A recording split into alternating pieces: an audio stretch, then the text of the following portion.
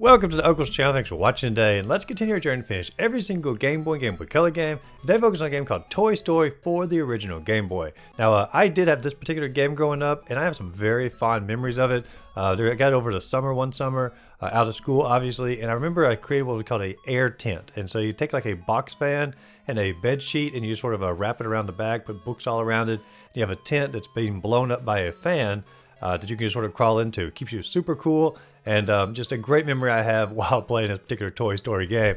And so I do have some nostalgia for it. But this is a remake or a port of the SNES or the Sega Genesis game.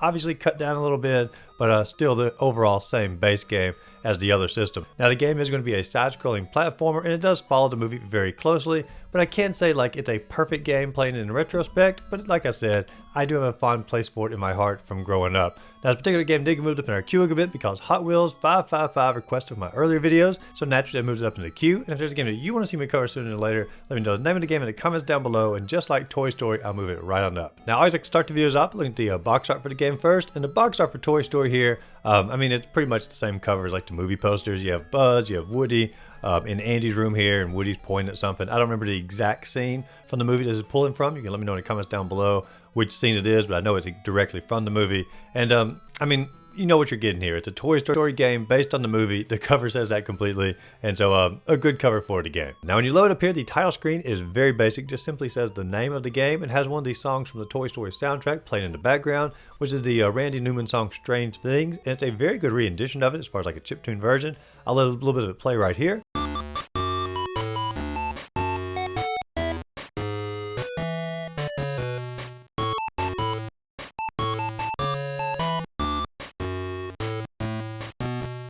And it really is a good rendition of the song. However, they're going to put this song on every other level, so by the time you finish the game, you're going to get a little bit tired of hearing this one. The only other song they have from the Toy Story soundtrack in this game is going to be You Got a Friend in Me, but they only put that on like the mission screens before the levels, and so you barely even hear that song throughout the entire game. And then there's some random song they put on here that's original for the game, which just simply doesn't have the charm of either one of the Randy Newman songs. Now when you begin the game, there are 10 levels you have to complete, and every level is going to start off with like a mission objective screen that tells you like the objectives you have to complete for that particular level, but it also gives you like a little background as far as like plot wise of what's happening in the movie at that particular instance. And it's going to follow the movie very closely, but there are no cutscenes. There's no like, you know, amateur animations or animations that were made like specifically for the Game Boy. You're just getting text here, and it's okay. Obviously the other options would be better, but at least they are giving you some plot to follow along with the movie, so it feels like you are playing the movie. So you start the first level up and you get to play as Woody, and if you press the A button you can jump, and if you press the B button you take your pull string from behind you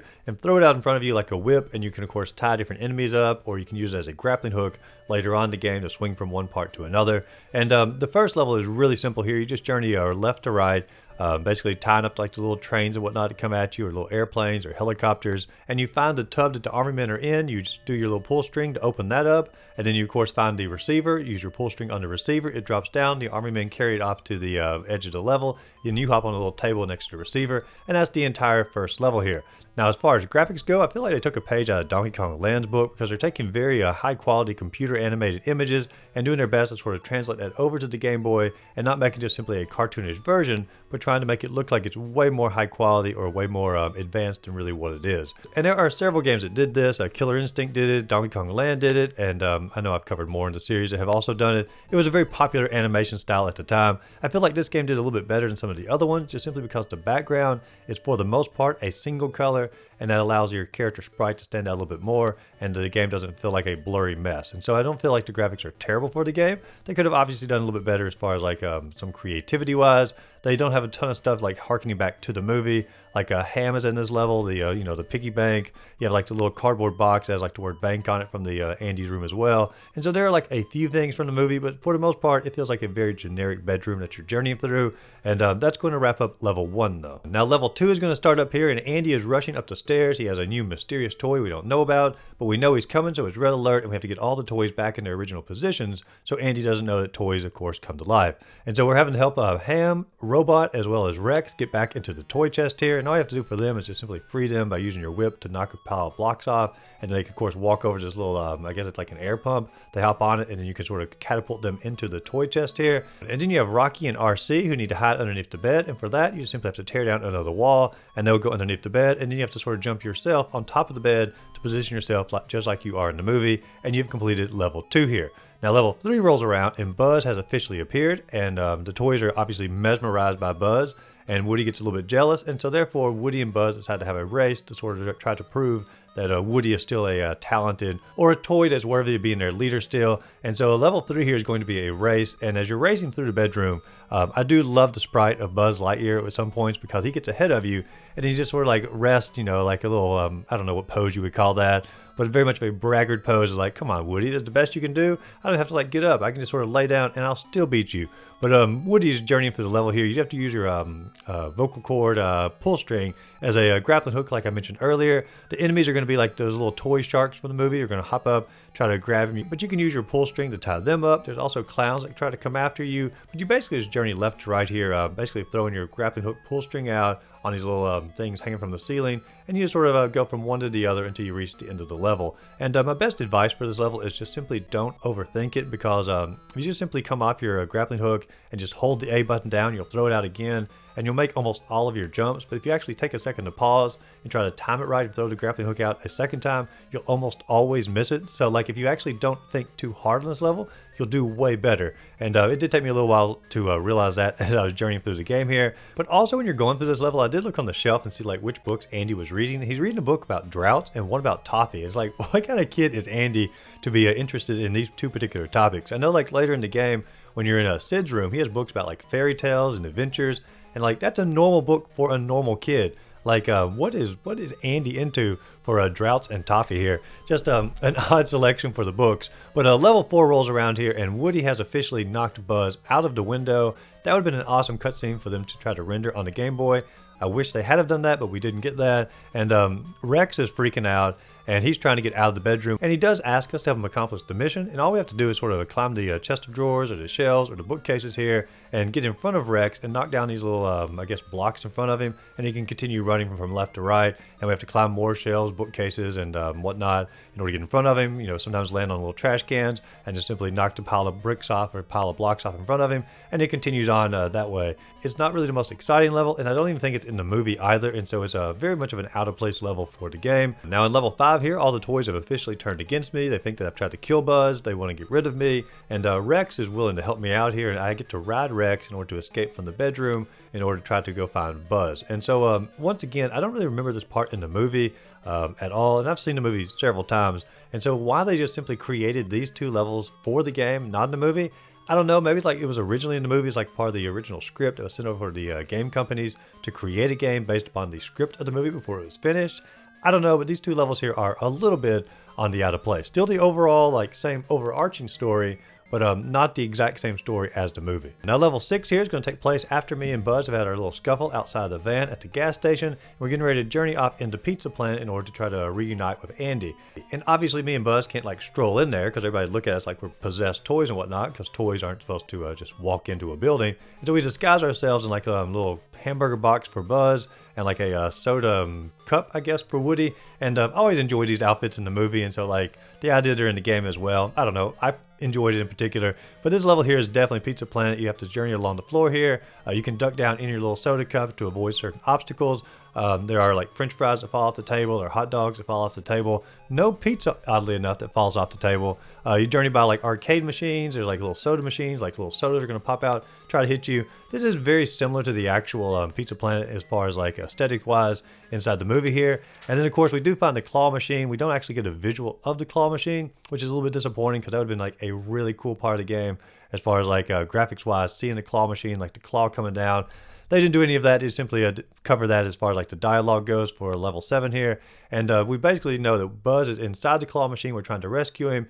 And we basically have to journey through like all the electrical or computer components of the claw machine in order to get inside it to be with Buzz here. And that's completely different than the movie, because in the movie you just sort of crawl up to the, I guess, the prize gate. So once again, this level here is not based like solely in the movie, but like the overall concept is very similar. Now this particular level is the most frustrating level in the entire game, and it's not because like it's particularly hard or anything.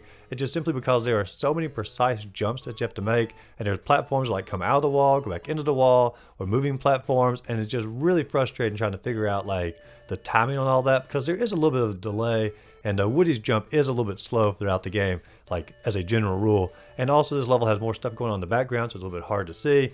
This is probably my least favorite level inside the entire game, but it's also the most complex level at the same time. Now for level 8, Sid has gotten us out of the claw machine, and once again they missed a great opportunity for an animation here. He's taking us back to his house, and I'm playing as Woody, and I'm on like Sid's, I guess, construction bench or a torture bench here. And there's like tools all around, you know, like toolboxes, broken pieces of toys and whatnot. Darts will fall from the ceiling and try to hit you. There are spiders, but I'm not really sure if they're spiders or like robotic toy spiders. I'm not really sure for that part, but they didn't put a ton of Sid's toys or mutant toys in the game. There are a few, like there's a the alarm clock in the back has like the little arm, and so there are a few aesthetic-wise that sort of match up. But I feel like they could have done a heck of a lot more here. They do include the scene where Sid like burns a hole in Woody's head with a magnifying glass, and when that happens, Woody obviously like freaks out, running back and forth, and he can't stop running until you find like a cereal bowl, and Woody dunks his head into the cereal bowl to put the fire out. And I am glad they included that because that's a very memorable part of the movie. And then level 9 rolls around, and you're still in Sid's room here, but he has gone downstairs. We're trying to find Buzz. We travel through the workbench here, similar aesthetics as last time. We do have more grappling hook parts for this, or more like little wire parts we have to crawl across. At the end of the level, we do get to find Buzz, and we get to get behind him and start doing his karate chop action to defend off against the little He-Man duck fella. And that's from the movie as well. And so a cool little scene here. The spider's coming up really close behind us, but the spider actually never actually hits you. He always seems to back away at the appropriate times. But anyway, so that's a cool little level here. And then for level 10, Buzz and Woody have officially escaped from Sid. We got RC here. We're chasing after the van to get back into the moving van to get with Andy again. And we realize that's not going to work. And so we, of course, light the fuse behind it here. And we begin to flop in the air, or I'm sorry, falling with style, as we're trying to dodge through all the traffic lights, going over to cars and whatnot. And eventually we get on top of the moving van, move on a little bit further past that. And then we drop down into the car van, and we are back reunited with Andy once again. Get a nice little closing cutscene, or sorry, not a cutscene, dialogue. And it really has a, I don't know, a comforting ending here, because it says, while it's nice to be Andy's favorite, all you really need is to be the best toy that you can be. And what a heartwarming message from the developers of Toy Story here.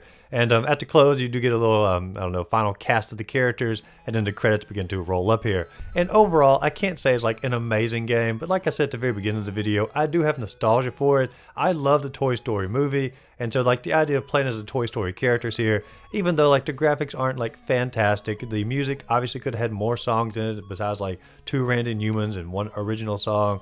They could have done way more like cutscenes and whatnot. The game does leave a lot to be desired. There's no denying that. But as far as like me enjoying going through it, reliving the childhood memories, I did have a good time with it. And so I'm going to give it a 4.5 out of 10. It probably deserves lower than that because there are issues with like the jump mechanics, a little bit on the slowdown. It could get a little difficult in parts of the game because you don't get like a ton of continues. And so, I mean, it could probably be a lower score for someone who didn't have nostalgia for it. And I will acknowledge that. But for me, 4.5 out of 10. Just simply because, I don't know, I'll always remember my air tunnels or my air tents growing up playing Toy Story, and that will always be special for me. But if you enjoyed the video, be sure to like and subscribe to the channel. Check out my other videos listed up above, and go out there, find a great game to play. Simply have a great rest of the day.